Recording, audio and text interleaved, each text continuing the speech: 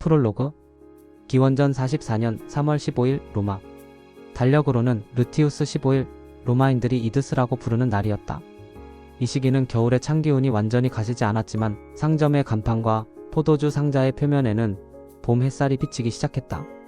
거대한 포름 로마눔, 즉 로마 광장에는 새벽부터 상인들이 진을 치고 있었다. 어부들은 오늘 잡아온 은빛, 도미와 붉은 바다농어를 대리석 수조에 담았고 빵집 주인들은 갓 구운 올리브 빵 냄새로 거리를 채웠다. 노예들은 주인의 명령을 받아 서류와 물건을 나르느라 분주했고 광장의 중심에 세워진 개선문 아래에서는 군복 차림의 태역 병사들이 모여 담배 잎을 씹으며 소문을 나누고 있었다. 그날 모두가 이야기하던 주제는 단 하나였다. 오늘 카이사르가 원로원 회의에 참석한다네. 혹시 오늘 새로운 법안을 발표하는 건가? 아니면 더 큰 일이 벌어질지도 몰라. 아침 8시 무렵 광장 북쪽에서 갑자기 웅성거림이 커졌다. 붉은 토가를 걸친 한 사내가 몇 명의 호위병과 시종을 거느리고 모습을 드러낸 것이다. 그는 단호한 걸음으로 다가왔다. 태양빛이 그의 어깨에 부딪혀 붉은 천을 금빛으로 물들이고 있었다. 그의 이름은 가이우스 율리우스 카이사르. 수많은 전쟁에서 승리를 거두고 로마의 영토를 전례 없이 확장한 장군이자 정치가. 그는 민중의 지지를 바탕으로 로마의 종신 독재관 자리에 올랐고 지금은 원로원과 귀족 계층의 두려움과 질시를 동시에 받고 있었다. 군중 사이에서 속삭임이 흘렀다. 저 사람 로마를 구했지. 하지만 공화정은 어떻게 되는 거지? 어떤 이는 경외의 눈빛을 보냈고 또 다른 이는 경계와 불안을 숨기지 못했다. 카이사르는 고개를 들어 원로원 건물의 웅장한 기둥을 바라보았다. 그의 눈에는 주저함이 없었다. 그러나 불과 10분 뒤 이 광장은 그의 피와 비명으로 얼룩질 것이다. 그는 아직 그것을 모른 채 천천히 계단을 오르고 있었다. 일망몰락한 귀족의 아들 기원전 100에서 82년. 기원전 100년 7월 12일 로마의 중산층 거주 지역에서 한 사내 아이가 태어났다. 가문은 율리이라 불렸고 그들의 가계도에는 신화 속 여신 비너스의 이름이 새겨져 있었다. 가문 전승에 따르면 그들은 트로이 전쟁 이후 이탈리아로 온 영웅 아이네이아스의 직계 후손이었다. 아버지 가이우스 율리우스 카이사르는 귀족 신분이었지만 이미 정치적으로 몰락한 상태였다. 권력과 부는 다른 가문에 넘어간 지 오래였고 남은 것은 이름뿐이었다. 어머니 아우렐리아 코타는 로마 사회에서 드물게 지성과 강단을 겸비한 여인이었다. 그녀는 아들에게 글과 말, 그리고 명예의 가치를 가르쳤다. 어린 카이사르는 또래보다 말수가 적었지만 눈빛은 강렬했다. 라틴 문학과 그리스 철학을 배우며 그는 어린 시절부터 국가와 권력이라는 개념을 고민했다. 저녁이면 모닥불 옆에서 어머니가 들려주는 로마의 건국 이야기, 위대한 장군들의 무용담은 그의 마음속 깊이 자리 잡았다. 그러나 로마는 이미 격동의 시대였다. 민중파와 귀족파의 대립은 날로 심해졌고 원로원 내부에서는 살인과 암살이 공공연히 일어났다. 카이사르가 12살이 되던 해 민중파 지도자 마리우스와 귀족파 지도자 술라 사이의 갈등은 무장 충돌로 비화했다. 82년 술라가 권력을 장악하자 민중파와 연계된 카이사르 집안은 위험에 처했다. 술라는 젊은 카이사르에게 명령했다. 사제직을 버리고 폼페이우스 진영에 충성을 맹세하라. 카이사르는 짧게 대답했다. 나는 나의 길을 간다. 그 결과 그는 국가의 적으로 선언되었고 목숨을 구하기 위해 로마를 떠났다. 동부 속주로 피신한 그는 군 복무를 시작했고 위험한 전투마다 선봉에 섰다. 저 장교는 죽음을 두려워하지 않아. 부하들의 말이었다.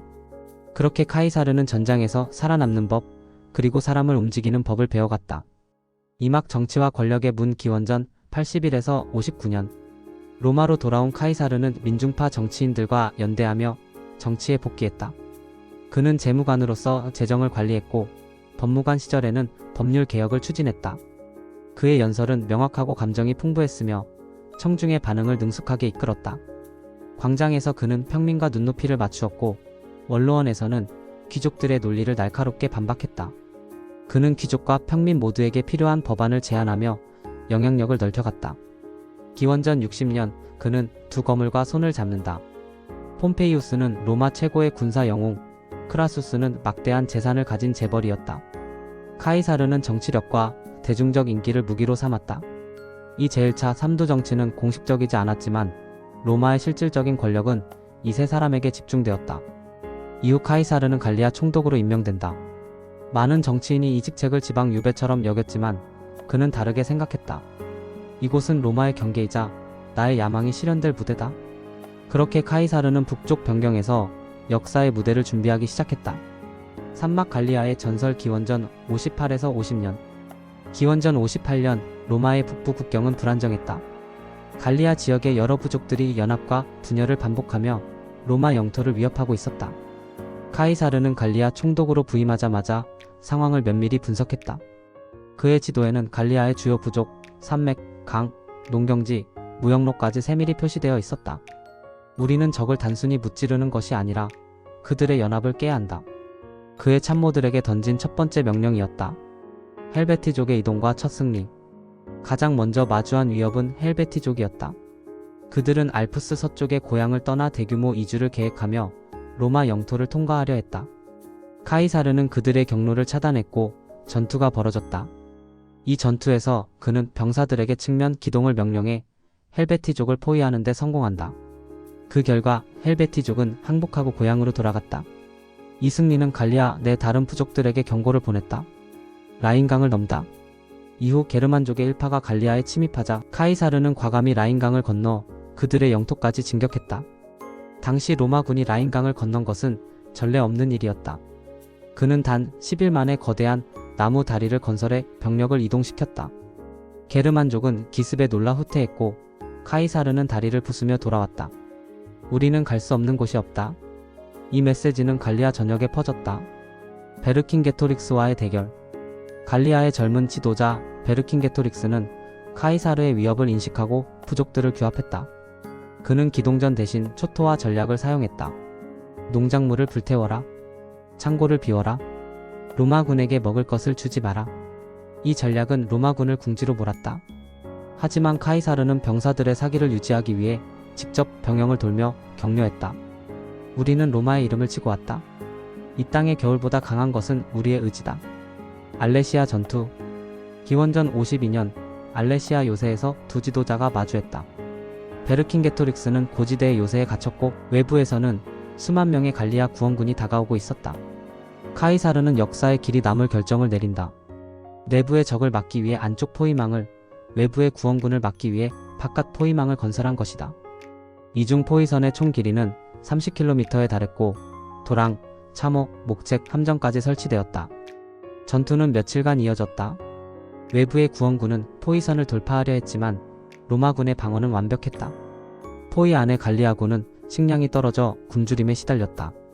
마침내 베르킨게토릭스는 말을 타고 카이사르 앞에 나아가 무기를 내려놓았다. 카이사르는 그를 포로로 삼아 로마로 데려갔다. 이 승리로 갈리아는 완전히 로마의 지배하에 들어갔다. 로마 시민들은 카이사르를 영웅으로 맞이했지만 원로원의 귀족들은 그의 권력을 두려워하기 시작했다. 사막 루비콘 강이 결단. 기원전 49년. 기원전 50년 겨울 로마 원로원은 카이사르에게 갈리아 군단을 해산하고 로마로 귀환하라는 명령을 내렸다. 겉으로는 임기가 끝난 총독의 귀환 명령이었지만 실제로는 그의 군사력과 정치적 영향력을 제거하려는 음모였다. 루비콘 강 앞 카이사르는 말을 세웠다. 강 건너편은 로마 본토, 부장한 장군이 발을 디디면 곧 반역이 된다. 참모 마르쿠스 안토니우스가 조용히 물었다. 장군, 돌아서시겠습니까? 카이사르는 잠시 하늘을 올려다본 뒤 짧게 대답했다. 알리아 이악타의 주사위는 던져졌다. 군단은 강을 건넜고 로마 역사상 가장 유명한 내전이 시작됐다. 내전의 서막. 폼페이우스는 원로원 다수파와 함께 남쪽으로 도망쳤다. 그는 동방 속주에서 군대를 모으려 했지만 카이사르의 진군은 예상보다 빨랐다. 카이사르는 도시마다 병사들에게 약탈을 금지시키고 민간인에게 피해를 주지 않았다. 우리는 적이 아니라 로마의 형제들을 맞이하러 간다. 이 말은 많은 도시를 싸움 없이 항복하게 만들었다. 오막 파르살루스 전투. 기원전 48년. 폼페이우스와 카이사르는 그리스 파르살루스 평야에서 마주쳤다. 폼페이우스의 군대는 수적으로 우세했지만 경험과 사기는 카이사르 편이었다. 카이사르는 병력을 얇게 느리지 않고 중앙에 집중 배치했다. 결정적 순간 그는 기병대를 측면으로 돌려 적의 후방을 치게 했다. 폼페이우스의 전열은 무너졌고 그는 패주했다. 폼페이우스는 이집트로 도망쳤으나 도착하자마자 프톨레마이오스 13세의 신하들에게 암살당했다. 그의 목은 잘려 카이사르에게 보내졌다. 그러나 카이사르는 그 시신을 보고 얼굴을 돌렸다. 그는 한때 나의 동맹이자 로마의 위대한 장군이었다. 육막 이집트와 클레오파트라, 기원전 48에서 47년. 폼페이우스의 죽음을 목격한 카이사르는 이집트의 권력 다툼에 휘말렸다. 프톨레마이오스 13세와 그의 누이 클레오파트라 7세가 왕위 계승을 두고 대립하고 있었다. 어느 날 궁전 경비 앞에 커다란 양탄자가 배달됐다. 양탄자가 풀리자 그 안에서 미소 짓는 젊은 여왕 클레오파트라가 나왔다. 그 순간 카이사르는 그녀의 지성과 매력에 깊이 끌렸다. 그들은 동맹을 맺었고 프톨레마이오스 13세는 카이사르의 군대의 패배에 나일강에서 익사했다.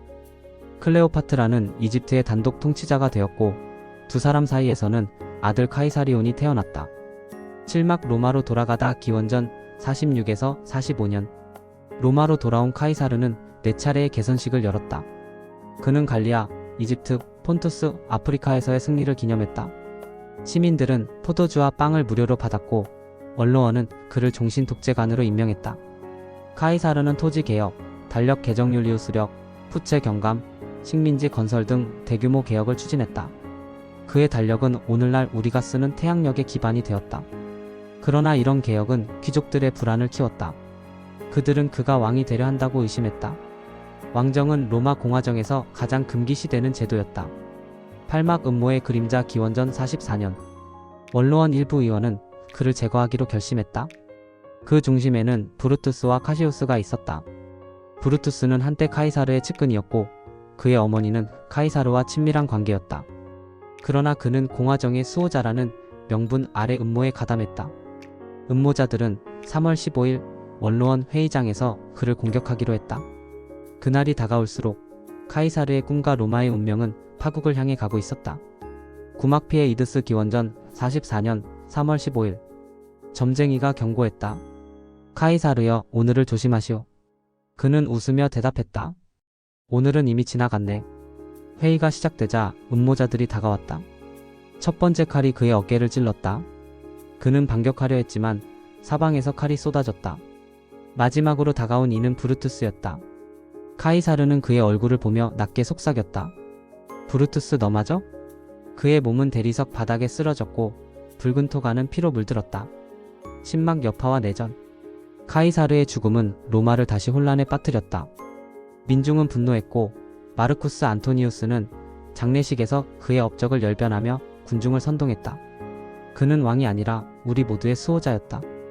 브루투스와 카시우스는 동부 속주로 도망쳤으나 옥타비아누스 후일 아우구스투스와 안토니우스, 레피두스의 삼두 정치에 맞서 전쟁을 벌였다.